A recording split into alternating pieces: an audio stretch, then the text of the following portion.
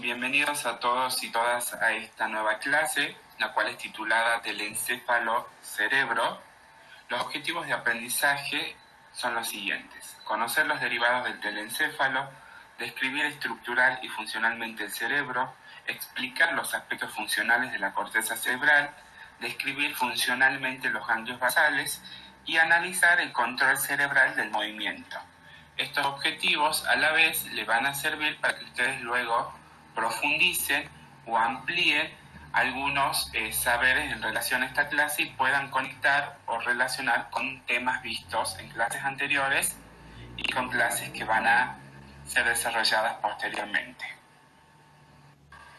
Si recordamos el desarrollo embrionario del sistema nervioso central, vamos a ver que en el estadio de 3 vesículas, el prosencéfalo da lugar al telencéfalo y al diencéfalo en el estadio de 5 vesículas.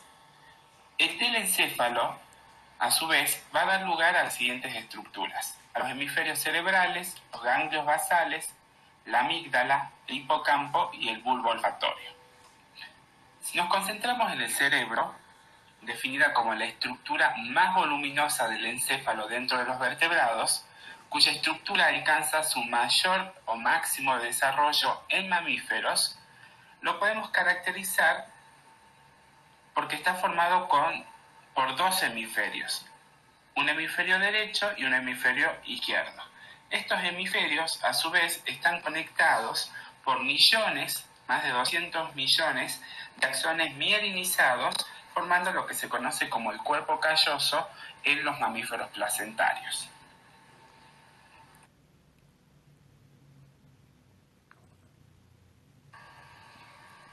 Sabemos de las clases anteriores que la neurona constituye la unidad estructural y funcional del sistema nervioso. Y en ella podemos diferenciar al menos 3 regiones: el cuerpo soma, unas prolongaciones que se denominan dendritas, y hacia el otro extremo el axón. Este axón puede estar o no mielinizado. El conjunto de axones mielinizados forman la llamada sustancia blanca, mientras que el conjunto de los cuerpos de las neuronas van a formar la sustancia gris. Si nosotros hacemos un corte transversal en un cerebro, vamos a observar que esa sustancia gris tiene una posición periférica y hacia la posición central vamos a tener la sustancia blanca formando tractos. Esta sustancia gris está replegada debido a que durante el desarrollo embrionario se desarrolla más que la sustancia blanca.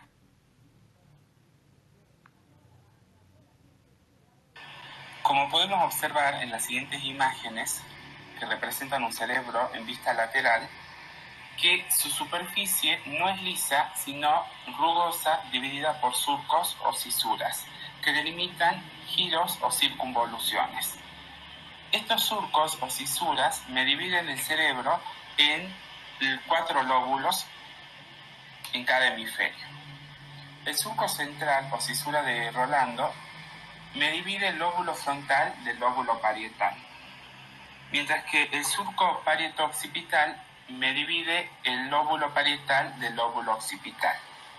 Y la cisura de Silvio o surco lateral me divide el lóbulo temporal de los otros lóbulos. Si nos permitimos hacer un resumen de las funciones del sistema nervioso, podemos plantear 3.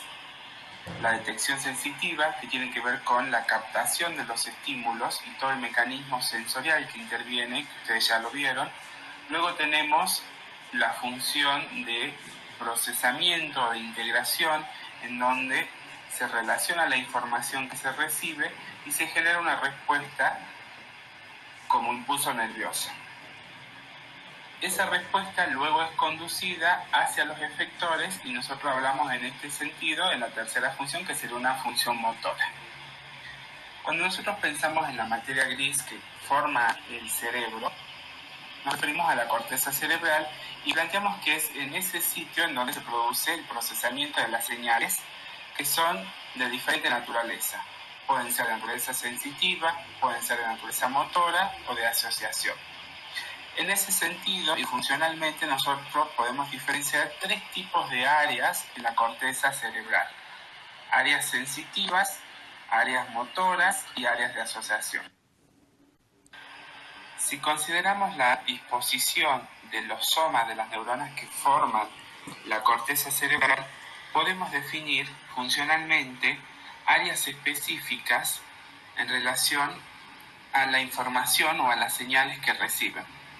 Esas áreas sensitivas que nosotros mencionábamos están relacionadas con la percepción, que es el conocimiento consciente de la sensación, que ustedes ya lo vieron un poco en receptores. El área motora tiene que ver con los inicios de los movimientos y las de asociación están correlacionadas con funciones de integración más complejas, como la memoria, el razonamiento, la voluntad, el juicio, rasgos personales y la inteligencia, por ejemplo, en los seres humanos.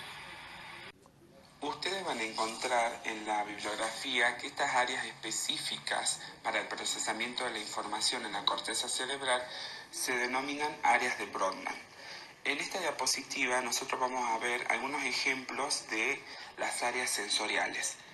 En azul, en la imagen, está representada el área somatosensitiva primaria. Esta se ubica detrás del surco central y recibe impulsos nerviosos de los propios receptores. Está ubicada en la región parietal. Además, recibe información de receptores del tacto, el dolor, la presión, la vibración, y su función básicamente es determinar qué parte del cuerpo está siendo estimulada. Van a ver que se encuentra representado ahí lo que se conoce como un músculo sensitivo, que muestra cómo se encuentran proporcionalmente distribuidos los receptores en el cuerpo, y es importante que hay como una desproporción en relación a esa cantidad, y nótese la gran cantidad de procesamiento vinculado a los receptores de la cara y las manos. Vamos a ver también que existe el área primaria de la visión, que está ubicada en el lóbulo occipital. Esta área recibe impulsos nerviosos de los fotorreceptores. Estos receptores específicos para la captación y la traducción del estímulo luminoso, la función de esta área es originar la percepción visual, es decir, la sensación consciente de ver. También vamos a encontrar el área primaria de la audición, que se ubica en el lóbulo temporal. Recibe impulsos nerviosos de los fonorreceptores. Su función es originar la percepción auditiva, es decir, la sensación consciente de oír. Por otro lado, vamos a encontrar el área primaria gustativa, cuya ubicación es en la parte inferior del surco central. Recibe impulsos nerviosos de los botones gustativos e interviene en la sensación consciente de saborear. También tenemos el área primaria olfativa, cuya ubicación es la parte media del lóbulo temporal. Esta recibe impulsos nerviosos de los receptores ciliados del oído y origina la percepción del olfato, es decir, la sensación consciente de oler. Recordemos que la percepción está vinculada con el desarrollo, es una función vinculada con el desarrollo de la corteza cerebral. Particularmente esto ocurre en mamíferos, en donde se desarrolla mucho más, y estamos viendo el caso de los primates humanos. Es importante tener en cuenta que las áreas motoras inician los movimientos. Vamos a estudiar dos casos particulares, el área motora primaria y el área de Broca. En las imágenes, por delante del surco central, vemos representada el área motora primaria, ubicada en el área 4 de Brodmann. Esta área recibe impulsos nerviosos de cerebelo, de ganglios basales, y es la responsable de controlar los movimientos voluntarios contralaterales del cuerpo, es decir, los del hemisferio contrario al que se encuentra. ¿Cómo lo hace?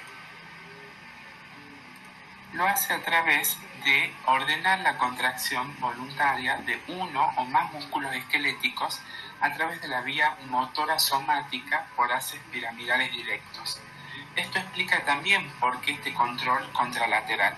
Recordemos, si ustedes lo vieron, lo revisaron, que la vía piramidal o la vía córtico-espinal decusa a nivel de tronco cefálico, específicamente a nivel de bulbo raquídeo, y eso permite el control contralateral. Si consideramos otro ejemplo, como el área de Broca, primero ubiquémosla. Esta está ubicada sobre el lóbulo frontal en el hemisferio izquierdo. Y vamos a ver que hay un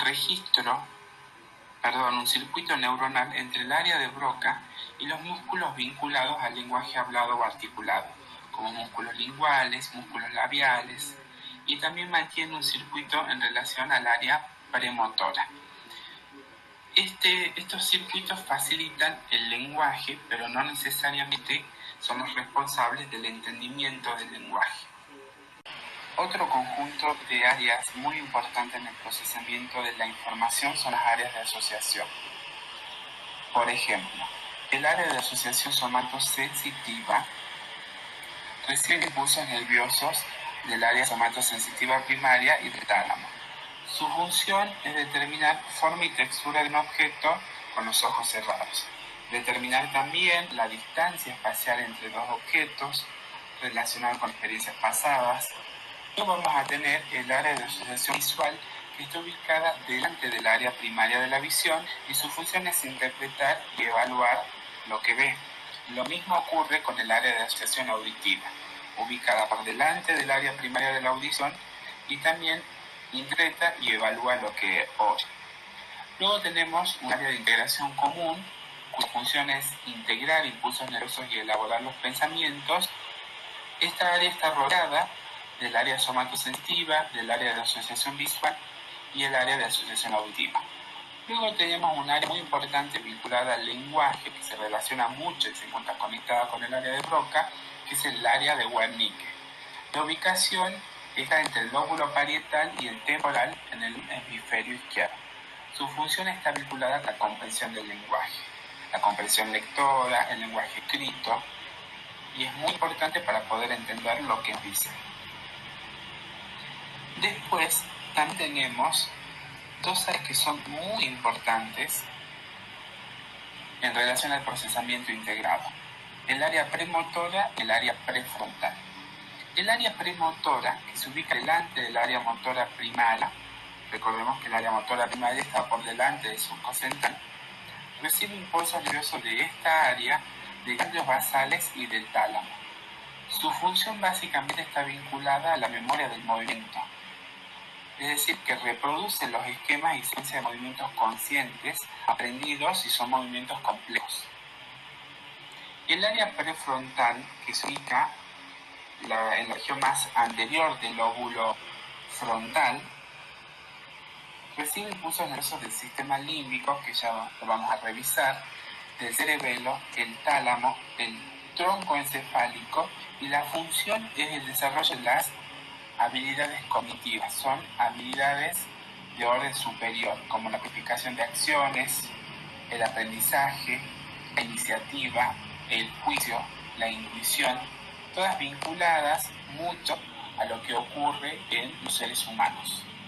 Es esa área, el área prefrontal, la que en algún punto su desarrollo, las funciones a partir de ella, la que nos determina todas estas funciones cognitivas superiores o funciones ejecutivas superiores, que también lo van a encontrar de esa manera en la biografía.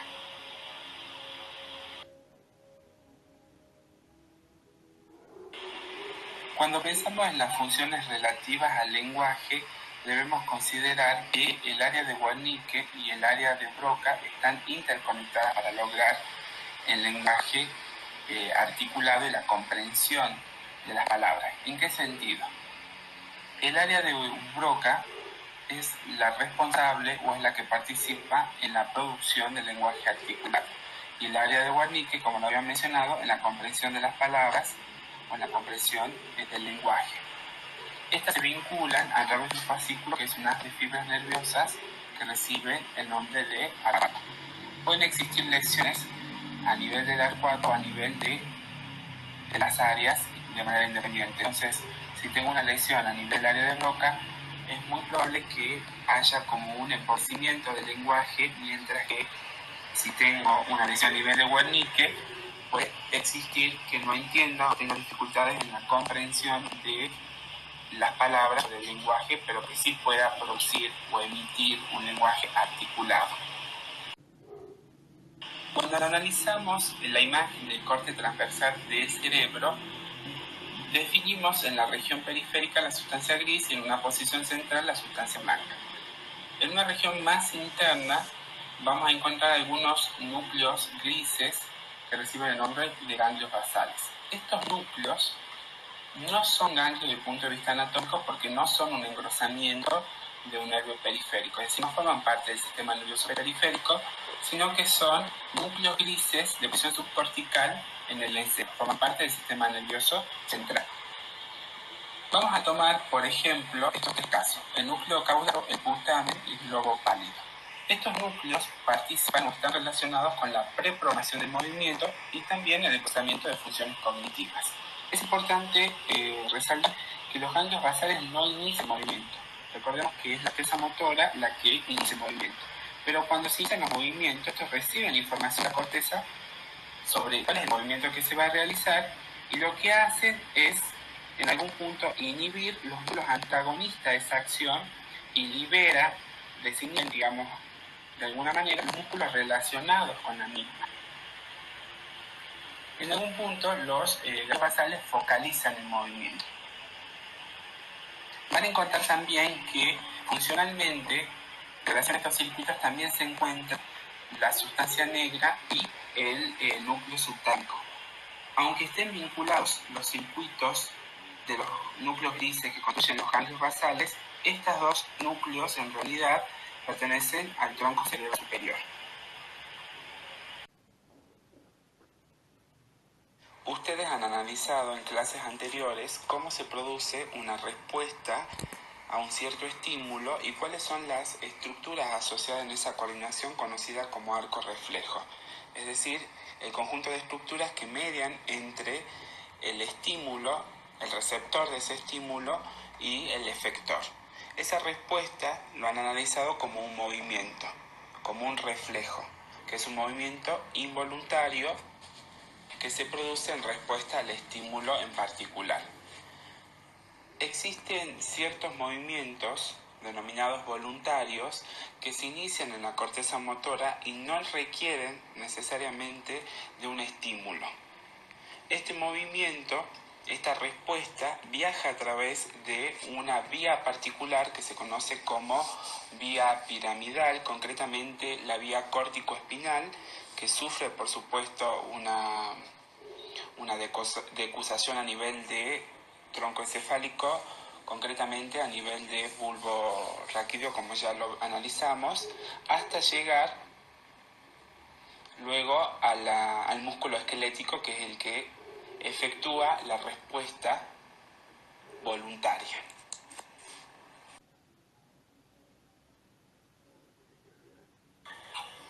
Bien, en este punto podemos realizar el análisis de un circuito que se denomina circuito de recompensa, sistema de recompensa, o lo pueden encontrar como circuito del placer, que es muy importante o fundamental en los mamíferos.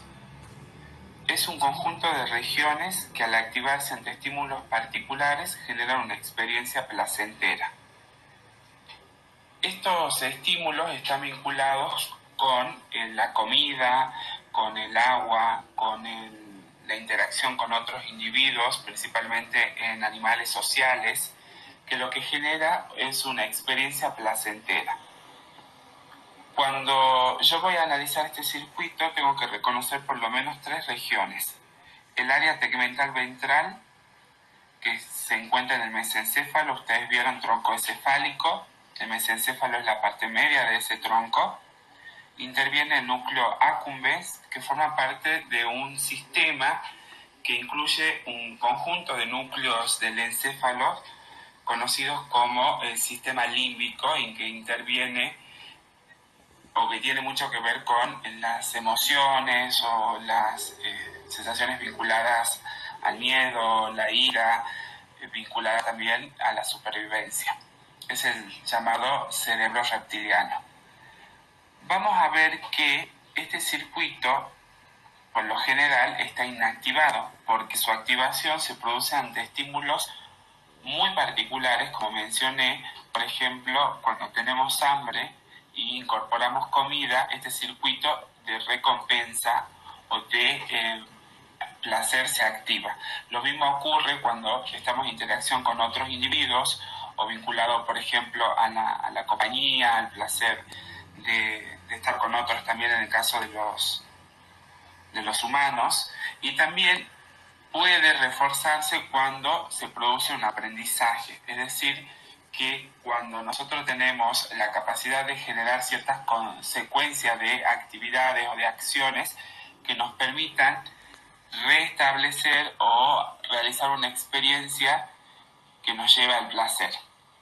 Eso ocurre en los animales humanos, en donde el rol de la corteza prefrontal es muy importante y está vinculado a las emociones, las motivaciones y a la cognición. Pero el circuito básico actúa de la siguiente manera. Nosotros tenemos en el área tegmental ventral un conjunto de neuronas dopaminérgicas, es decir, que producen dopamina. Estas están inactivadas por la acción de GABA y cuando tenemos alguno de estos estímulos que yo les mencioné, el área tegmental ventral, en la zona de las neuronas dopaminérgicas que estaban inactivadas, se corta la inhibición y empiezan a producir neurotransmisores. ¿Qué neurotransmisor? La dopamina. El área o el núcleo accumbens presenta receptores para dopamina. Entonces yo tengo ahí una vía que se conoce como vía mesolímbica. El núcleo accumbens se encuentra en la región ventral del cuerpo estriado. Recuerden que nosotros vimos en ganglios basales, ¿sí? Se encuentra ahí en la región, parte de la región ventral del cuerpo estriado. Este núcleo accumbens tiene la capacidad también de producir dopamina que puede estimular y puede excitar a la corteza prefrontal. A su vez, el ATV, es decir, el área tegmental ventral, también puede liberar dopamina y viajar a través de una vía directamente con la corteza, que es la vía mesocortical, ¿sí? Cuando se produce la conexión con la corteza prefrontal, esto puede permitir el aprendizaje, es decir, realizar esta secuencia de acciones que yo les mencionaba para repetir la experiencia placentera.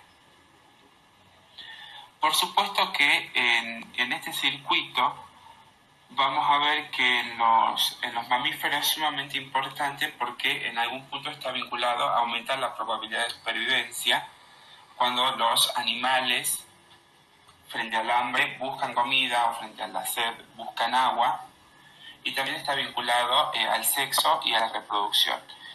Es bastante importante este circuito y los invito a que revisen un poco más y charlemos sobre el mismo y sobre su relación con otras estructuras del sistema límbico para que ustedes vayan explorando, como por ejemplo la amígdala, parte del hipotálamo, la hipófisis, porque está vinculado también a la liberación de oxitocina, la liberación de endorfina. Son todos compuestos que lo que hacen es reforzar este circuito de recompensa. No tienen que ver directamente, pero intervienen en su reforzamiento.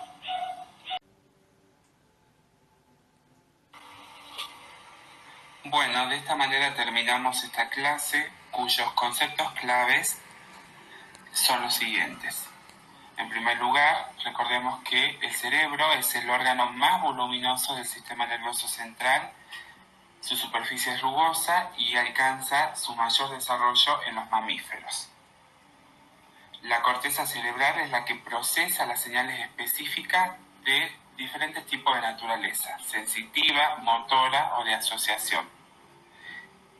Dentro de la corteza cerebral, la corteza prefrontal es la responsable de las funciones ejecutivas y también vinculadas a las funciones que se conocen como superiores. El aprendizaje, la planificación, la toma de decisiones. Las áreas de Broca y Wernicke son las involucradas en el lenguaje, tanto en su producción y su comprensión respectivamente. Daños o afasias en estas áreas podrían causar dificultades para que se produzca este lenguaje articulado o entender el lenguaje. La corteza motora es la que inicia los movimientos voluntarios a través de la vía motora voluntaria. Nosotros analizamos el caso de la vía córtico-espinal, que es de tipo piramidal. Los ganglios basales son un conjunto de núcleos grises muy importantes que regulan el comienzo y el fin de los movimientos iniciados en la corteza, es decir, se encargan de la preprogramación de esos movimientos, contribuyendo a la focalización de los mismos. La vía motora córtico-espinal es la encargada de los movimientos voluntarios, como lo mencionamos. Y vimos por último que el circuito de recompensa es un circuito fundamental en los mamíferos que puede aumentar su probabilidad de supervivencia, y en él intervienen por lo menos 3 áreas básicas: el área tegmental ventral, el núcleo accumbens y la corteza prefrontal concretamente. Y vimos el rol fundamental de la dopamina en este circuito. Los invitamos a revisar nuevamente esta clase, guiarse por los objetivos, y los esperamos en los foros o en las consultas.